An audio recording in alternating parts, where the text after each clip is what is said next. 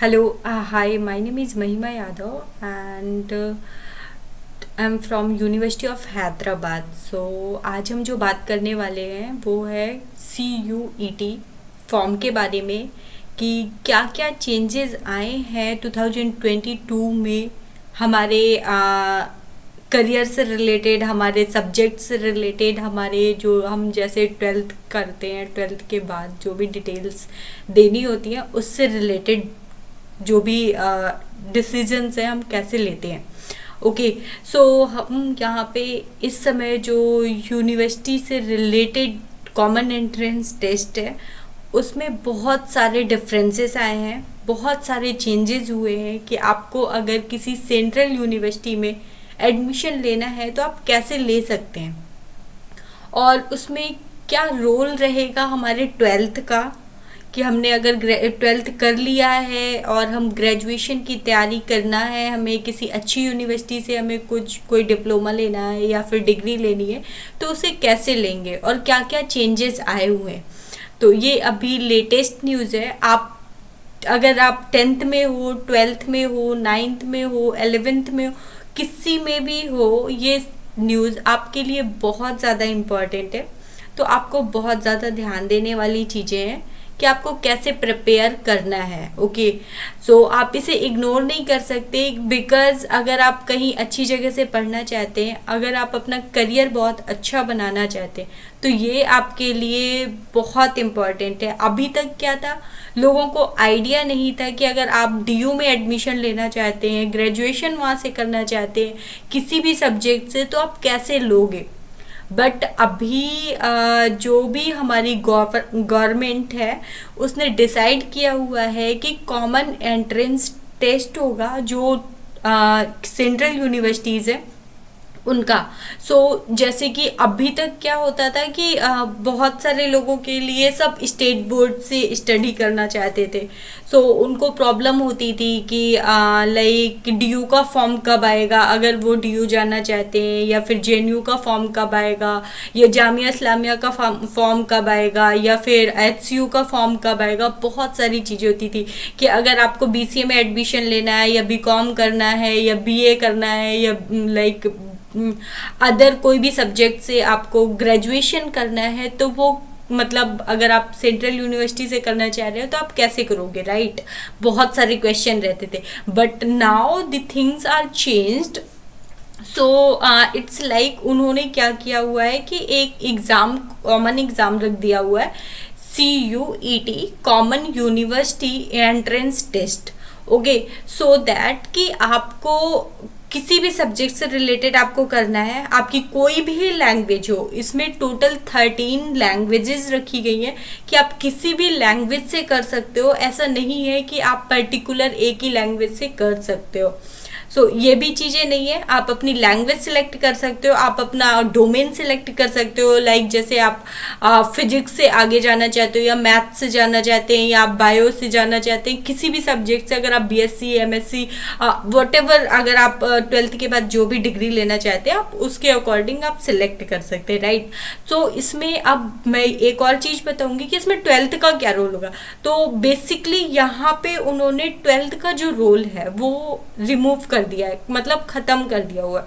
यहाँ पे आपके ट्वेल्थ से कोई भी फर्क नहीं पड़ेगा कि ट्वेल्थ में आपके कितने % मार्क्स हैं, कितने मतलब आपने कहाँ से किया हुआ है, किस सब्जेक्ट से किया हुआ है। ये सारी चीज़ों को थोड़ा सा उन्होंने हटा दिया हुआ है क्योंकि ये जो एग्ज़ाम होगा वो ट्वेल्थ के एग्ज़ाम होने के बाद, होने से पहले भी हो सकता है, राइट। इसमें कोई भी श्योरिटी नहीं है। जब आप फॉर्म फिल करोगे तब आपके एग्जाम्स नहीं होंगे। राइट नाउ आपके ये जो फॉर्म फिल होना स्टार्ट होने वाले, वो UG के लिए फॉर्म जो अवेलेबल होंगे वो फर्स्ट वीक ऑफ अप्रैल 2022 से होंगे।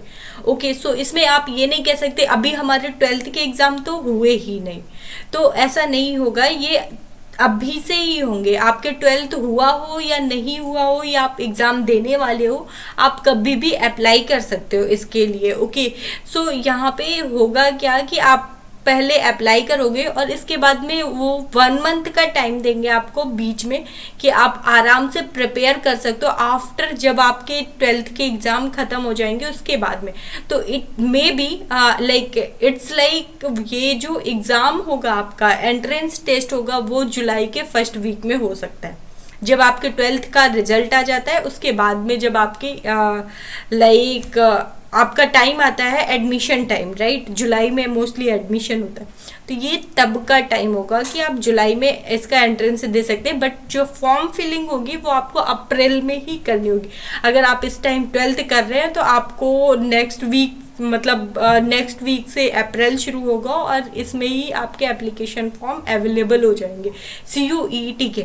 तो अगर आप ग्रेजुएशन करना चाहते हैं किसी सेंट्रल यूनिवर्सिटी से तो प्लीज़ फॉर्म फिल कर देना, ओके।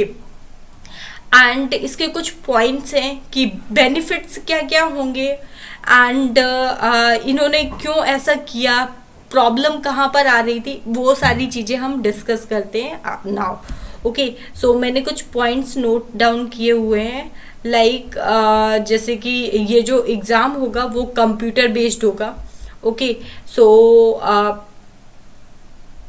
सभी को देना होगा और विदाउट इसके किसी भी सेंट्रल यूनिवर्सिटी में आप एडमिशन नहीं ले सकोगे। लाइक पहले क्या होता था, पहले सारी सेंट्रल यूनिवर्सिटीज पर्टिकुलर एग्जाम करती थी कि किसी का कभी हो रहा है किसी का कभी हो रहा है। अब क्या कर दिया है, कॉमन एंट्रेंस कर दिया हुआ है कि आपको ये प्रॉब्लम नहीं होगी कि मैं CBSE बोर्ड से हूँ तो मैं ये कॉलेज जाऊँगा और ये UP बोर्ड से हैं या फिर अदर किसी स्टेट बोर्ड से, राजस्थान बोर्ड, महाराष्ट्र बोर्ड से हैं या फिर आंध्रा बोर्ड से, कहीं से भी हैं तो वो वहाँ पर नहीं जा सकते। पहले ऐसी कुछ सिचुएशंस आती थी, अब वो चीज़ को उन्होंने रिमूव कर दिया हुआ है।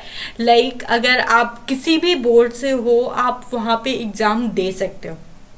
और इसका जो फुल फॉर्म बताया हुआ है वो है common undergraduate entrance test. It means common university entrance test, जो भी ग्रेजुएशन के लिए है वो एंट्रेंस टेस्ट के लिए, ओके।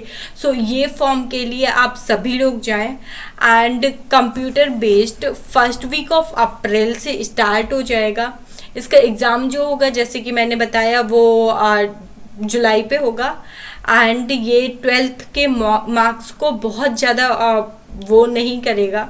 बट हाँ समटाइम्स फिर हम एक और चीज़ बोल सकते हैं कि यहाँ पे फिर 12th का हमारे रोल क्या रह गया, तो हमारे 12th का बहुत ज़्यादा रोल नहीं रह गया। बट अगर आपने 12th किया है तो समटाइम्स ऐसा होता है कि पहले क्या होता था, बहुत सारी यूनिवर्सिटीज थी जो बहुत हाई रैंक वालों को लेती थी। अब क्या होगा, वो अपनी परसेंटेज डिफाइन कर सकती हैं कि हमें लाइक जो भी 70% से ऊपर है वो एग्ज़ाम क्वालिफाई अगर कर लिया है तो एडमिशन ले सकते हैं। तो यहाँ पे सिर्फ 12th का मेन आपका वैल्यू होगी और इससे ज़्यादा इसमें 12th की वैल्यू उन्होंने हटा दी हुई है कि 12th में बहुत ज़्यादा नहीं होगा कि अगर आपके पास 12th में ये नहीं है तो आप ये नहीं कर सकते, ऐसा कुछ भी नहीं होगा। And last thing is like कि यहाँ पे जो एग्ज़ाम होगा वो हमारा 2 शिफ्ट में होगा। फर्स्ट शिफ्ट में होगा आपका लैंग्वेज का पेपर कि आप किस लैंग्वेज में अपनी स्टडी कंटिन्यू रखना चाहते हैं। लाइक जैसे यहाँ पे दिया हुआ है कि 13 लैंग्वेजेस में उन्होंने एग्ज़ाम क्वालिफाई करवाने के लिए वो किया हुआ है। तो हिंदी, मराठी, गुजराती, तमिल, तेलुगु, कन्नड़ा, मलयालम, उर्दू, असम, बंगाली, पंजाब, ओडिया एंड इंग्लिश। सो ये जो नेशनल टेस्टिंग एजेंसी है ये उसके द्वारा किया हुआ है। एंड और ये सारे के सारे एडॉप्टेड किए गए हैं स्टेट यूनिवर्सिटी, प्राइवेट, डीम्ड और जितनी भी सेंट्रल यूनिवर्सिटी सबके लिए है कि आपको एग्ज़ाम श्योर देना ही पड़ेगा, मस्ट है आपको एग्ज़ाम देना यहाँ पर, ओके।